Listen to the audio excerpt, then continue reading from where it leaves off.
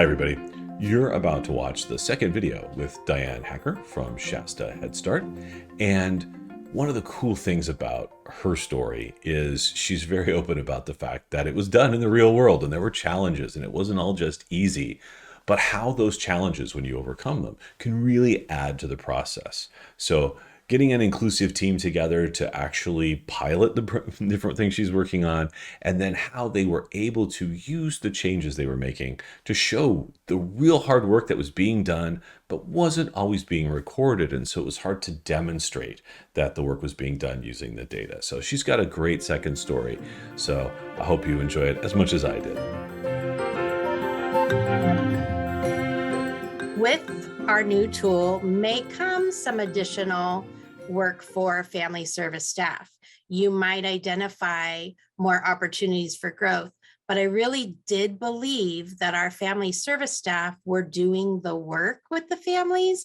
I think they were off paper, maybe identifying some of those areas and providing the resources, but they weren't exactly documenting. So we weren't sharing with National Head Start when we submit our PIR that all the work that we were really doing, because I don't think it was captured on the tool we were using. So I spent quite a bit of time talking to our staff prior to implementing the pilot. And we did start with, 4 or 5 home visitors and family workers, some who had been here for a while, some who were brand new. And we did this in the 16-17 program year. That was our pilot year. And explaining the thinking from all of our families are great too. And they knew that there were needs. They knew by working with the families, you talk with your families each week, things would come up.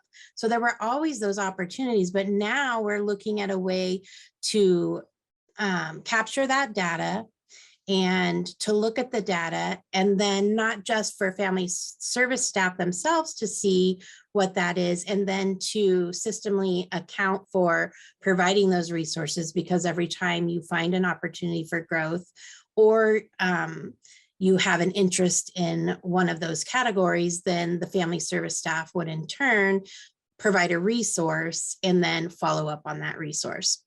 And so that was the way that it was designed, and that provides your resource and follow-up. But then on my end, when I look at the data, I was more equipped to provide agency resources within our community to meet the needs that were highest in the families that we were serving. And with our previous tool, that did not happen because everybody was doing well. But now we were actually able to look at the data, see where those highest opportunities were for, book some of those agencies to come into our family service trainings, explain what resources they provide, or get out there and look for some of the resources that our families are in need of.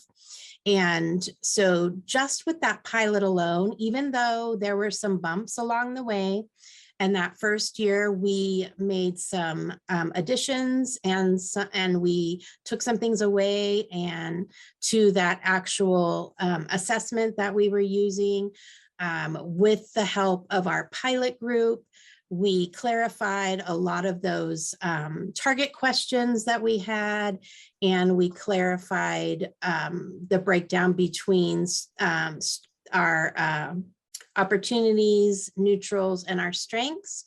And so I think over time, and it probably took 2 to 3 years to get it exactly where we wanted it, and we would assess it every year. After the pilot group, we made some changes, and then that following year, which was the 17-18 program year, we implemented within all of our family service group, about 45. At that point, we had about 45 family workers and home visitors that were using this tool. So we trained them. As the data started to become stronger for the families that we're working with, and we feel really good about where that's going. I knew from the very beginning when I had first heard that there was the potential that you could, view the data and see who may need some additional training based on how that data looks. And so we kind of we took it in steps. Basically, we started with really trying to get it to the place for families where we could really capture where their opportunities for growth are. And we looked a little bit at how the family service staff were capturing that data and what that data looked like per caseload. And so after a couple of years, after that family piece was solid, we really started looking at the training potential with the data, and we used the heat maps. So looking at the heat map, you can look at that data and you can see if every family is on one individual's caseload, they all have strengths and it's all the same.